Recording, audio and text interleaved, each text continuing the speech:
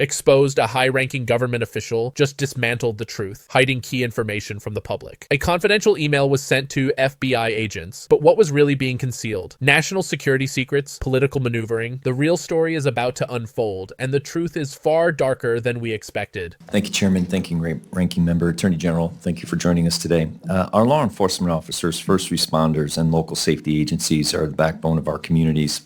In Northwest Indiana, I've worked hard to bring critical federal grant dollars home, funds that directly support the brave men and women who protect us every day. Unfortunately, funding for 2025 has been rescinded, weakening our public safety framework and making our neighborhoods less safe. I firsthand have a positive impact in securing dollars and investments for Gary, Indiana, East Chicago, Lake County, and Michigan City that were force multipliers that were technology such as license plate readers and the COPS grant. I'm asking you today, what can we do to ensure that those funds are going to continue to flow to my district? And in light of the HIDA, I'm in Northwest Indiana, Gary, Indiana. We are a HIDA district where we have the Chicago traffic. That's vitally important to my district. I just need commitments that that funding will continue to be going forward and that our agencies will have that support. Congressman, thank you for bringing that up. I'm well aware of the HIDA. I believe that's in Maryville. Is that correct? You are correct. And yes, that funding will remain where it is. We do not intend on touching that funding. We want to protect HIDA. Very good. So in light of the escalation with Iran, part of our cybersecurity and our infrastructure when it comes to our electric grid, our banking systems, that is a new threat. Does this budget reflect increasing our cybersecurity protections, and how is the Department of Justice going to protect our infrastructure when it comes to bad actors such as Iran coming directly at our infrastructure in a cyber attack? Yeah, we have $50 million for cybersecurity, and also in the one big... With an M, 50 million? 50 million, okay. Yeah, but also in the one big beautiful bill, it is also addressed to give us more resources. And you know, it's not only Iran, as you well know, it's China as well. But right. Yes, I wholeheartedly agree with you. In the reconciliation, tomato, in the reconciliation bill, can you tell me what more resources are going to go towards cybersecurity? Because I was under the impression that was decreased. I will get you those numbers. Okay. Yes. I want to do everything I can to help you protect cybersecurity, all of us in this country, not only again with Iran, but also with China and all of our foreign adversaries around the world. Okay. And then just a question of curiosity that I have. Director Patel was here a couple of weeks ago, and we talked about the emails that went to the FBI agents, meaning, please tell us what you did at the end of the week. Give us 5 reasons why you did. At first, Director Patel said that didn't exist. Then he specifically said, well, that came from the Department of Justice to the FBI agents. And his words, I told them not to fulfill that obligation. How do you manage that if you give a directive to your director of FBI and he chooses not to fulfill that? And where did that information go? So when someone from the FBI, an agent, fulfilled that obligation of giving you the information of what they were working on, where did that data go and how is it secured? Yeah, and Congressman, I'd be happy to see who answered that, but I asked, when I learned about it, I asked that it be withdrawn, and it was, that email. When you learned about the email going to the FBI agents, you asked them to withdraw it. Who did you ask to have it withdrawn? My entire office, and it was. So it is unknown who sent that email? Well, it came from my office, but when I learned it went to the FBI, we asked that it be withdrawn. Where is the gap of my understanding? If it came from your office, you're telling me you didn't send it?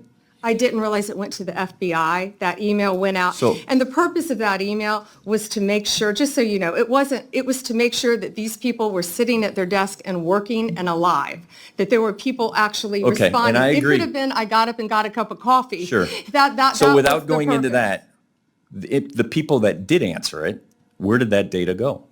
I will find out. I will get you that information. And I only ask as a national security issue as they're working on sensitive issues. And I thank you for joining us, and I yield back my time. Thank you.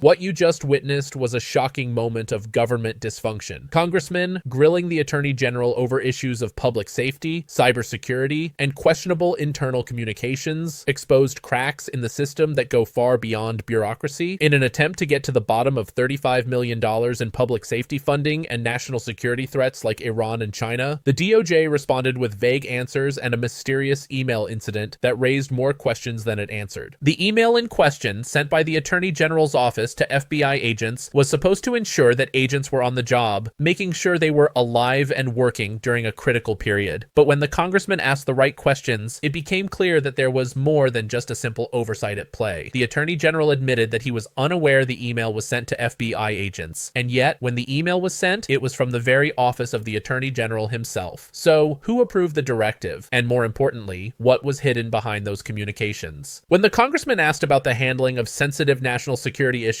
like the cybersecurity of critical infrastructures, the DOJ was short on details. While the department claims to have set aside $50 million to strengthen cybersecurity, there was no clarity on how these funds would be allocated, and the real threats, Iran and China, were glossed over in favor of political maneuvers. This lack of transparency is exactly why the American public is losing trust in those who are supposed to protect us.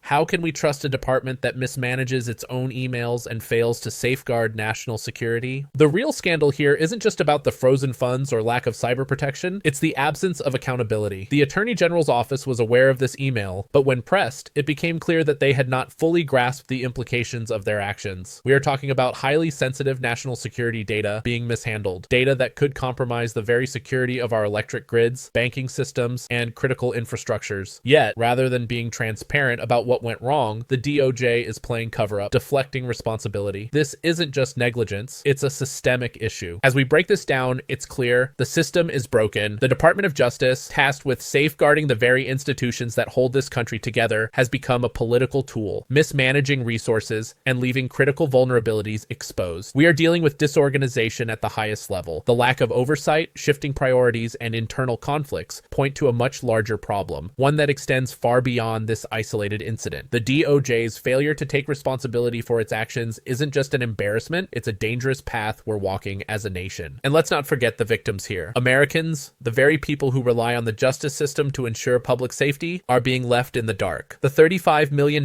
in funding that was rescinded isn't just an accounting mistake. It's a blatant disregard for public welfare. These funds were meant to support the brave men and women who risk their lives every day to keep us safe. First responders, law enforcement, and local safety agencies are the ones left in the lurch, left without the tools they need to protect their communities from the ever-growing threats of crime, cyber attacks, and terrorism. But the question that needs to be asked is, how much longer can we tolerate this? How many more innocent lives will be put at risk because of government mismanagement? How many more national security breaches will we endure before those responsible are held accountable? This isn't just about the Department of Justice, it's about the future of American safety, the integrity of our institutions, and whether we can rely on those in power to act in our best interests. Let's be clear, no one is above the law. Not politicians, not bureaucrats, not anyone in the DOJ. The Constitution exists to protect us, the citizens, from those in power who may exploit their positions for personal or political gain. Transparency, accountability, and action must be the cornerstone of how we move forward as a nation. The DOJ has failed to keep its promises, but it's not too late to hold them accountable. So what can we do about this? Share this video with your friends, your family, and your community. Let the truth be heard. The DOJ's failures cannot go unnoticed any longer. Let's keep pushing for answers. Let's demand better, not just from the DOJ, but from every institution that holds power over our lives. We cannot afford to let this slide under the radar. Subscribe, stay loud, and let's continue to uncover the truth. This is about more than just political games. It's about the future of our safety, our democracy, and our freedom. The time for silence is over. Demand action now. The system is broken, but it's up to us to fix it. Justice is not negotiable. It's our right, and it's time we take it back. Exposed. A high-ranking government official just dismantled the truth, hiding key information from the public. A confidential email was sent to FBI agents, but what was really being concealed? National security secrets? Political maneuvering? The real story is about to unfold, and the truth is far darker than we expected.